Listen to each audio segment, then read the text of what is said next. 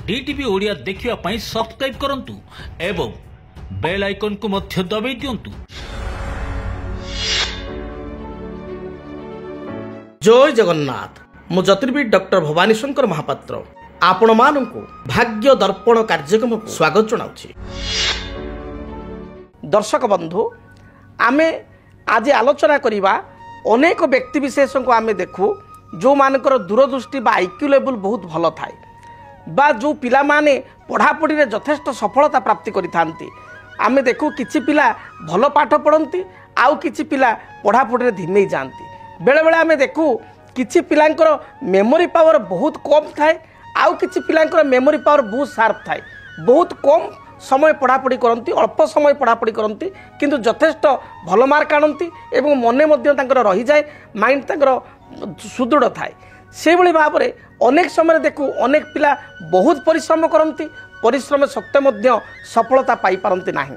आउ अनेक समय देखु बहुत पिला स्टैंडर्ड 5, 6, 7 पर्यंत यथेष्ट भल पाठ पढ़ुतांती किंतु क्लास 9th पर बा 10th पर पढ़ापढ़ी तांकर कमी जाए। किछि पिला ठीक तार विपरीत 9, 10th पर्यंत आदौ पाठ पढ़ती नहीं, मात्र +2 पर ठारू बा 12th पर ठारू तांकर दायित्व भाव आसी जाए, भल पढ़ापढ़ी करती एवं आगक यथेष्ट सफलता प्राप्ति करिथांती। ये जोग बा ये फरक जन्म जातक रे केउ ग्रह स्थिति रे होइथाय।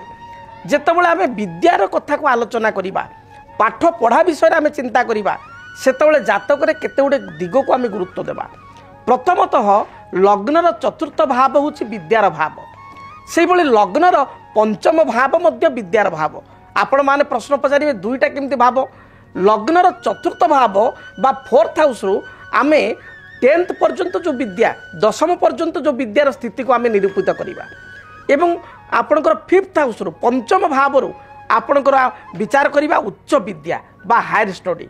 +2 पर ठारू जेतले 10th परे पिला मानक ऑप्शन मिलुची, किए आर्ट्स लाइन रे जीवो, किए साइंस रे जीव पढ़िवो, किए कॉमर्स लाइन रे जीवो। सेई ठारू ही +2 ठारू उच्च विद्या आरंभ होउची एवं तापर किए मेडिकल पई प्रिपेयर हबो, किए आपणकर इंजीनियरिंग पई प्रिपेयर हबो, किए आपणकर +3 करिकरी ग्रेजुएशन कंप्लीट करिकरी आपणकर आईएएस ओएएस पईका प्रिपेयर हबो।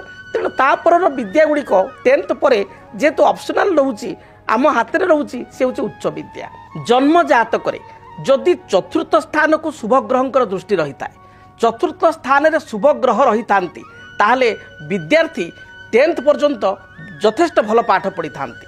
से भली जदि जन्म जातक रे पंचम स्थान को बृहस्पतिंकर दृष्टि रही था, पंचमाधिपति बा 5th लॉर्ड जातक रे गुरु सहित बृहस्पति सहित युक्त होइतांती, विद्याकारक बुध सहित युक्त होइतांती एवं बुध पंचमाधिपति गुरु जदि जातक रे कौनसी भाव रे केवल 6th, 8th, 12th को छाड़ी अन्य जो कौनसी भाव रे जदि एकत्र थांती ताले से विद्यार्थींकर बा से पिलार उच्च विद्या रे यथेष्ट सफलता प्राप्ति होई थाए।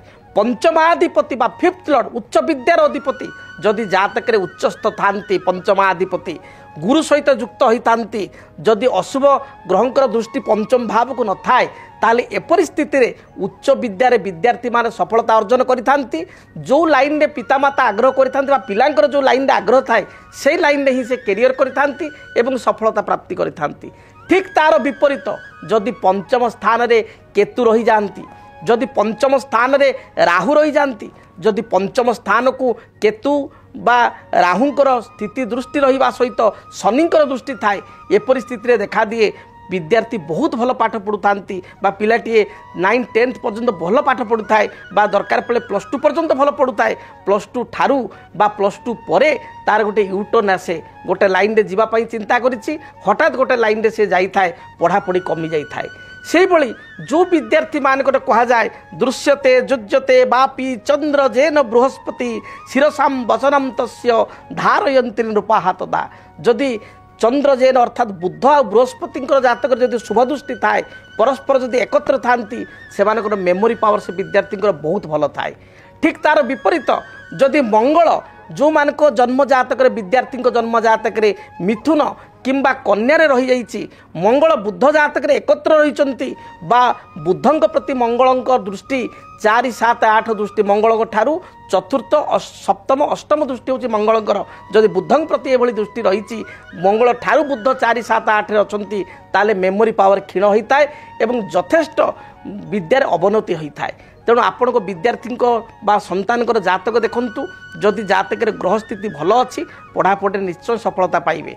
जदि जातक पिला भल पाठ पढ़ुला मात्र वर्तमान समय भल पढ़ुना ताले जड़े विज्ञ ज्योतिर्विद सहित परामर्श करंतु जातक को समीक्षा करंतु हुए तो जातक ग्रह स्थिति किसी अशुभत्व थाई पारे किंबा जातक राहु महादशा केतु महादशा शनि रे चंद्र चंद्र रे शनि राहु रे शुक्र शुक्र रे राहु बा किसी विरोधात्मक दशा बा अंतरदशा चली थाई पारे तार जदि आपण प्रतिकार करिवे समाधान करिवे सरल ज्योतिष सूत्र अनुसार जदि प्रतिकार करिवे निश्चय पिला आगु को भल पढ़ी पारिबो। एवं पितामाता अभिभावक एवं विद्यार्थी मान कहवा चाहिए आपण को जातक मध्ये निर्धारित होता है जे आपण भविष्य को केउ लाइन रे जिबे केउ लाइन रे पाठ पढ़िले उच्च विद्या अध्ययन कले पूर्ण सफलता एवं पूर्ण कर्म पाइबे सेही लाइन रे बा सेही दिगरे आपण जदि उच्च विद्या पढ़िया पई प्रयास करिवे ताले निश्चय सफलता प्राप्ति करिवे। जदि आपणक जीवन रे व्यक्तिगत पारिवारिक समस्या कर्मक्षेत्र नियुक्ति वैवाहिक समस्या वास्तु दोष एवं माली मकदमा आदि समस्या थाए ताहेले समस्यार समाधान और परामर्श पाई आमको जोगाजोग करंतु।